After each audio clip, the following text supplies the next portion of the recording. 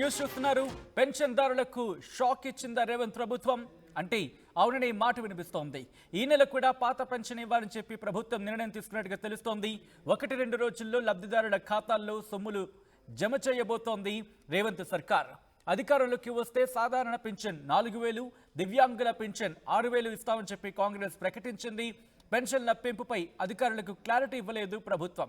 దీంతో పాత ఆసరా పెన్షన్ల సొమ్ము విడుదలకు అధికారులు సన్నాహాలు చేస్తున్నట్టుగా తెలుస్తోంది. అప్డేట్స్ తెలుసుకునే ప్రయత్నం చేద్దాం. మా ప్రతినిధి మధు అప్డేట్స్ అందించేందుకు లైవ్ లో జాయిన్ అవుతున్నారు. మధు, ఏంటి పెన్షన్ల విషయంలో కాంగ్రెస్ సర్కార్ ఎటువంటి నిర్ణయం తీసుకునే అవకాశం కనిపిస్తోంది? ఎగ్జాక్ట్లీ, నిజంగానే ఇప్పుడు ప్రభుత్వంలోకి వచ్చిన తర్వాత 4,000 రూపాయల పెన్షన్ ఇస్తామని చెప్పారు. ఆల్రెడీ 2,016 రూపాయల పెన్షన్ అందుతా ఉంది. దివ్యాంగులకేమో 3,016 రాష్ట్ర ప్రభుత్వం, గత ప్రభుత్వం ఇచ్చింది. కానీ మేము అధికారంలోకి వచ్చిన వెంటనే 4,000 రూపాయలు పెన్షన్ ఇస్తాము. దివ్యాంగులకు అంటే ఎవరైతే ఫిజికల్లీ హ్యాండిక్యాప్డ్ ఉంటారో వారికి సంబంధించి 6,000 రూపాయలు పెన్షన్ చేస్తామనేటువంటిది గత ఎన్నికల హామీలో కాంగ్రెస్ పార్టీ ఇచ్చింది. కానీ చివరికి వచ్చేసరికి ప్రస్తుతం రాష్ట్ర బడ్జెట్ పరిస్థితి ఎలా ఉందో తెలియదు. కానీ ఈ అంశానికి సంబంధించి వీరంతా కూడా పాత పెన్షన్నే యథావిధిగా అమలు చేయాలి అనేటువంటిది నిర్ణయం తీసుకున్నారు.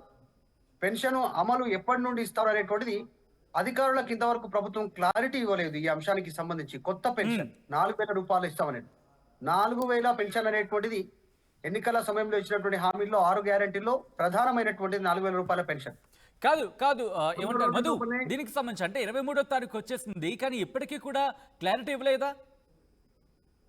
ఇంకా అధికారులకు క్లారిటీ ఇవ్వలేకపోయింది ప్రభుత్వం. ఏంటి అనేటువంటిది వరకు స్పష్టత ఇవ్వలేదు. మరి 100 రోజుల లోపల 6 గ్యారెంటీలు అమలు చేస్తామన్నారు. 100 రోజుల లోపలే అంటే కరెక్ట్ 100 రోజుల లోపల ఇంకా సమయం లేదు. ఆల్రెడీ 45 రోజులు 46 రోజులు దాటిపోయినటువంటి సిచ్యువేషన్ ఉంది. ఇంకా చాలా తక్కువ సమయం ఉంది. ఎన్నికల నోటిఫికేషన్ వచ్చే సిచ్యువేషన్ ఉంది. కేంద్ర ఎన్నికల నోటిఫికేషన్ పార్లమెంట్ కి సంబంధించి ఎప్పటిలో ఒక నిర్ణయం తీసుకుంది తెలియదు. అధికారులకు సమాచారం లేదు. స్పష్టత లేకపోవడంతో పాత తరహాలోనే గత ప్రభుత్వం ఇచ్చినటువంటి హామీలు ఏదైతే పెన్షన్ కావచ్చు, ఇంకా ఇతరత్ర స్కీమ్స్, అదే స్కీమ్స్ అమలు చేయడానికి సిద్ధమవుతా ఉన్నారు.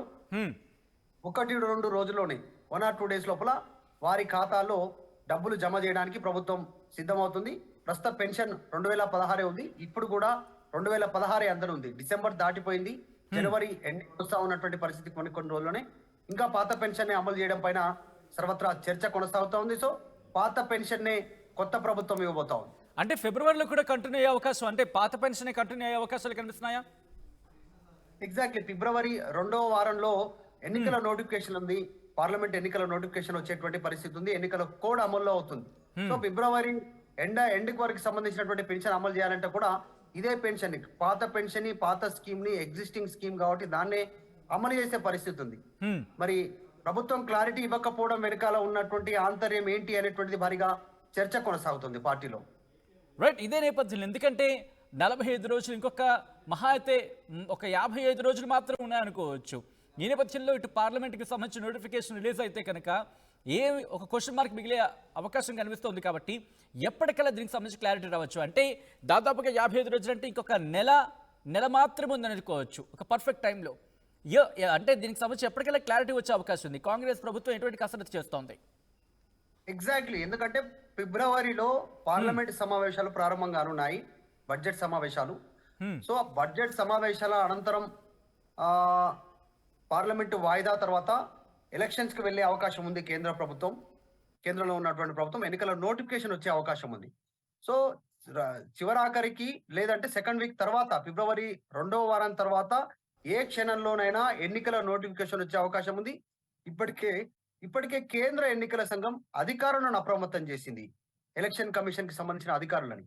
సో కాబట్టి అప్పటిలోగా ఈ రాష్ట్ర ప్రభుత్వం నిర్ణయం తీసుకోవాలి. పాత స్కీమ్స్ కాకుండా పాత స్కీమ్స్ ప్లేస్ లో మొన్న ఎన్నికల టైంలో ఇచ్చినటువంటి హామీల విషయంలో 2,500 కావచ్చు, సిలిండర్ కావచ్చు, విద్యుత్ కావచ్చు, పెన్షన్ 4,000 రూపాయల పెన్షన్ కావచ్చు, చాలా మంది అట్రాక్ట్ అయినటువంటి స్కీముల్లో 4,000 రూపాయల పెన్షన్ అనేటువంటిది చాలా పెద్ద ఎత్తున అట్రాక్ట్ అయింది. గ్రామ స్థాయిలో ఉన్నటువంటి వారంతా కూడా వన్ సైడ్ ఓటేశారు.